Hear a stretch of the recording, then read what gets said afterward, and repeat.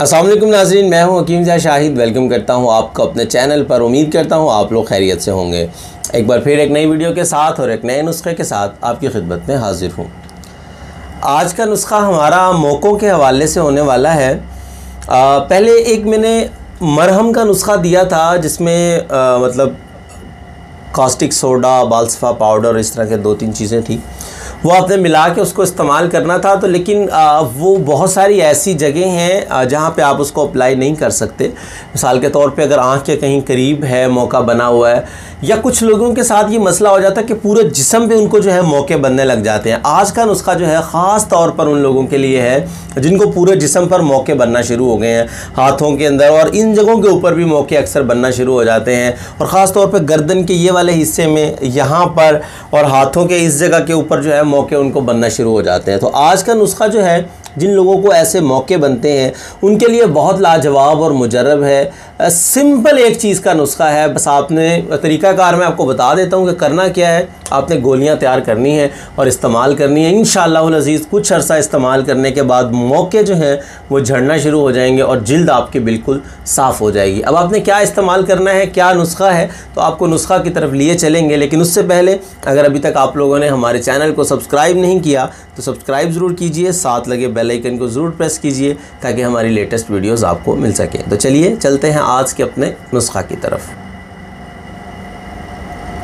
जी नाज़रीन, तो आ चुके हम अपने आज के नुस्खा की तरफ। तो सिंपल एक चीज़ आपको चाहिए होगी, आपको चाहिए होगा पोस्त रीठा।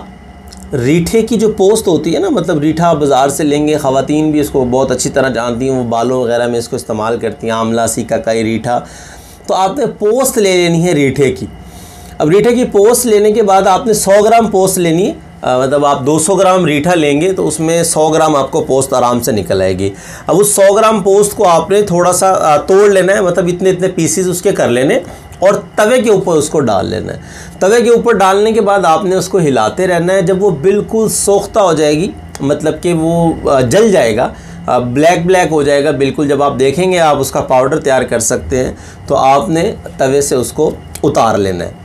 उतारने के बाद आपके पास होना चाहिए गुड़ 20 ग्राम, और वो भी पुराने वाला, जिसको काला गुड़ भी कहते हैं। ये आपको मिल जाएगा, अक्सर बाज़ार से मिल जाता है।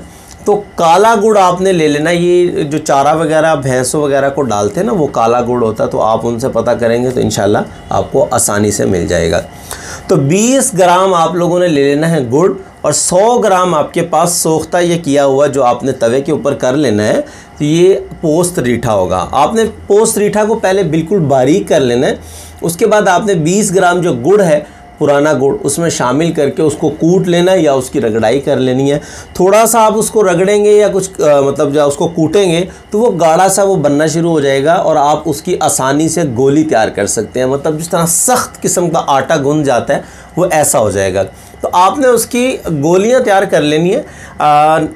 एक नखूदी गोली होती है जो कि काले चने के बराबर होती है, और एक गोली होती है जैसा कि आप अगर सफ़ेद चने को कह लें कि सफ़ेद चना काले चने से थोड़ा बड़ा होता है। तो आपने सफ़ेद चने के बराबर उसकी गोलियां तैयार कर लेनी है और आपकी दवा जो है वो तैयार हो जाएगी। अब अगर इसकी मिक़दार ख़ुराक की बात कर लें तो दिन में 3 गोलियों का इस्तेमाल लाजमी है।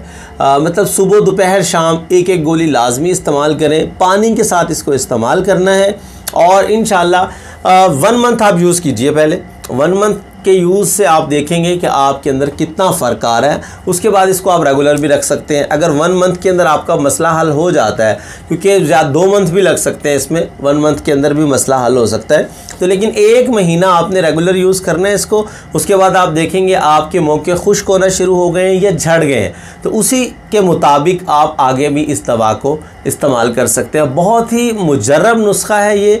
जितने भी जिस्म पर मौके होंगे इंशाअल्लाहुल अज़ीज़ अल्लाह के हुक्म से और ये दवा इस्तेमाल करने से ख़त्म हो जाएंगे। तो इस नुस्खा को बनाइए, इस्तेमाल कीजिए, अपने भाई को अपने ख़ुसूसी दुआओं में ज़रूर याद रखिए। उम्मीद करता हूँ आज की वीडियो आपको पसंद आई होगी।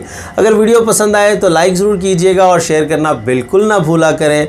आपके एक शेयर करने से बहुत सारे लोगों का फ़ायदा हो जाता है। तो आज के लिए इतना ही था। मिलते हैं किसी अगली वीडियो में। हकीम ज़ा शाहिद को इजाज़त दीजिए।